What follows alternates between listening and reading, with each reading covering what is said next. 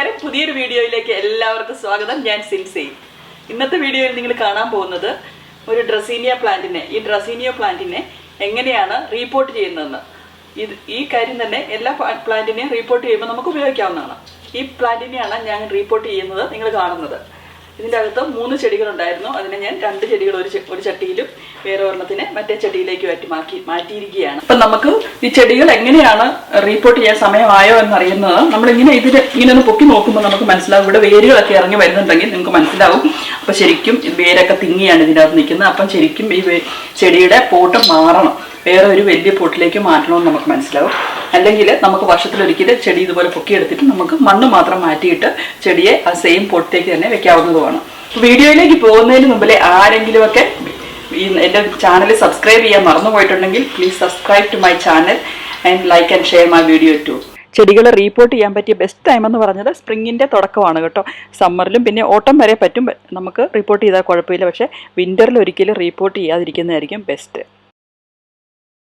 നമ്മൾ റീപോർട്ട് ചെയ്യാൻ വേണ്ടി ഉപയോഗിക്കുന്ന പോട്ട് ഇപ്പോൾ ഇരിക്കുന്ന പോട്ടിനേക്കാളും ഒരു സൈസ് വലുതായാൽ മതി. ഇപ്പം നിങ്ങൾക്ക് കാണാമല്ലോ, ഒരു സൈസ് വലിപ്പമേ ഉള്ളൂ. നമുക്ക് ഈ ചട്ടിയിൽ നിന്ന് ഈ ചെടിയെ ഇളക്കിയെടുക്കാൻ എളുപ്പത്തിനായി കുറച്ച് വെള്ളം ഒഴിച്ച് കൊടുക്കാം. അപ്പം വെള്ളം നിന്ന് ഒന്ന് കുതിർന്ന് കഴിയുമ്പോൾ, അതായത് മണ്ണൊക്കെ ഒന്ന് കുതിർന്ന് കഴിയുമ്പോൾ നമുക്ക് പെട്ടെന്ന് ഈ ചട്ടിയിൽ നിന്ന് എടുക്കാൻ എളുപ്പമുണ്ട്. നന്നായിട്ട് സുഷിരങ്ങൾ ഇട്ട് കൊടുത്തിട്ടുണ്ട്. ഇനി നമുക്ക് ഈ പോട്ടിലേക്ക് പകുതി മണ്ണ് നിറയ്ക്കുന്നതിന് മുമ്പിൽ ഇതുപോലെ ഞാനൊരു പേപ്പർ അങ്ങിട്ട് കൊടുക്കും. അപ്പോൾ നമ്മുടെ മണ്ണ് നിലത്തേക്ക് പോകത്തില്ലല്ലോ, എന്നാൽ വെള്ളം വാർന്നു പൊക്കോളുകയും ചെയ്യും. ഈ പോട്ടിൽ നമ്മൾ പകുതി നിറച്ചിട്ടുണ്ട് ഇപ്പോൾ. ഇനി നമ്മൾ ചെയ്യാൻ പോകുന്നത് ഇതിനെ അങ്ങ് ലിഫ്റ്റ് ചെയ്ത് നോക്കാം. നമുക്ക് എളുപ്പത്തിൽ ഇതുപോലെ ലിഫ്റ്റായി പോരുന്നുണ്ട്. അപ്പോൾ നിങ്ങൾക്ക് കാണാം ഇതിൻ്റെ റൂട്ടെല്ലാം ഇതുണ്ട്. റൂട്ടിംഗ് സിസ്റ്റം എല്ലാം ഭയങ്കര റൂട്ട് ഒത്തിരി തിങ്ങിയല്ലേ നിൽക്കുന്നത്. ഇതിൽ അപ്പോൾ 3 വലിയ ചെടികളുണ്ട് തന്നെ. അപ്പോൾ ഞാനിതിനെ സെപ്പറേറ്റ് ചെയ്യാൻ പോവുകയാണ്. ഇതിൻ്റെ അകത്ത് 2 എണ്ണം നിർത്തിയിട്ട് നമുക്ക് ഒരെണ്ണത്തിനെ സെപ്പറേറ്റ് ചെയ്തെടുക്കുകയും ചെയ്യാം.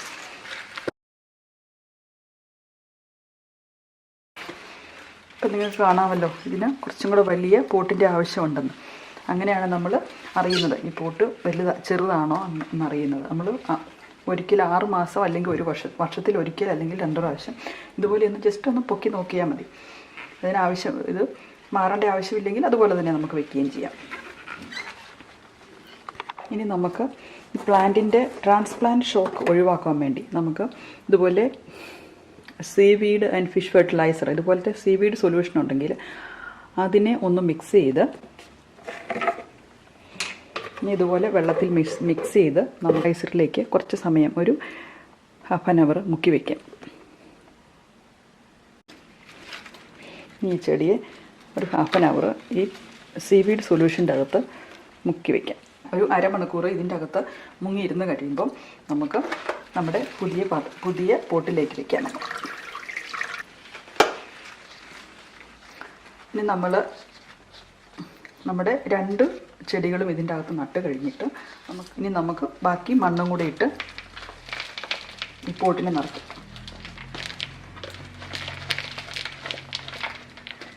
ഇൻഡോർ പോട്ടിംഗ് മിക്സ് തയ്യാറാക്കുന്നത് എങ്ങനെയാണെന്ന് ഞാൻ വേറൊരു വീഡിയോയിലിടാം കേട്ടോ. അപ്പം നമ്മുടെ നന്നായിട്ട് അങ്ങ് ഉറപ്പിച്ച് നിർത്തണം. ഇത്രയും വലിയ ചെടി ആയതുകൊണ്ട് നമുക്ക് ഒരു താങ്ങ് കൊടുത്ത് നിർത്താം.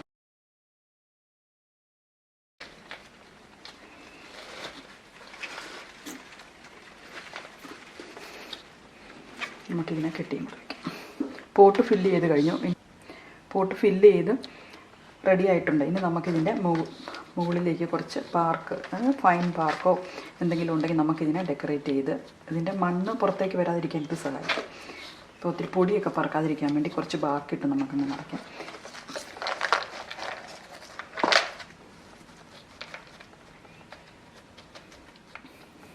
ഇനി നമുക്ക് കുറച്ച് ഡെക്കറേറ്റീവ് സ്റ്റോൺസ് ഉപയോഗിച്ച് അതിനെ ഡെക്കറേറ്റ് ചെയ്യാം. കുറച്ച് വലിയ സ്റ്റോൺസ് ഞാൻ പ്രിഫർ ചെയ്യുന്നത്. ഇപ്പോൾ എൻ്റെ അടുത്ത് വലിയതില്ലാത്തതുകൊണ്ടാണ് ഞാൻ ചെറുത്. വലിയ സ്റ്റോൺസ് ആണെങ്കിൽ നമുക്ക് റീപോർട്ട് ചെയ്യാൻ സമയത്ത് എളുപ്പമുണ്ട്. അപ്പം ചെറിയ സ്റ്റോൺസ് ഇട്ടാണ് ഞാനത് ഫില്ല് ചെയ്യാൻ പോകുന്നത്. അപ്പോൾ നിങ്ങൾക്ക് വീഡിയോ ഉപകാരപ്രദമായി കാണുമെന്ന് കരുതുന്നു. പലരും ആവശ്യപ്പെട്ട ഒരു വീഡിയോ ആയിരുന്നു, ഉപകാരപ്രദമായി കാണുമെന്ന് കരുതുന്നു. ഇനി എന്തെങ്കിലും സംശയം ഉണ്ടെങ്കിൽ നിങ്ങൾ കമന്റ് ബോക്സിൽ ഇട്ടാൽ മതി, ഞാൻ അതിന് മറുപടി തരുന്നതായിരിക്കും കേട്ടോ. Thank you very much for watching my videos. Thank you. See you in next video. Bye. Happy gardening.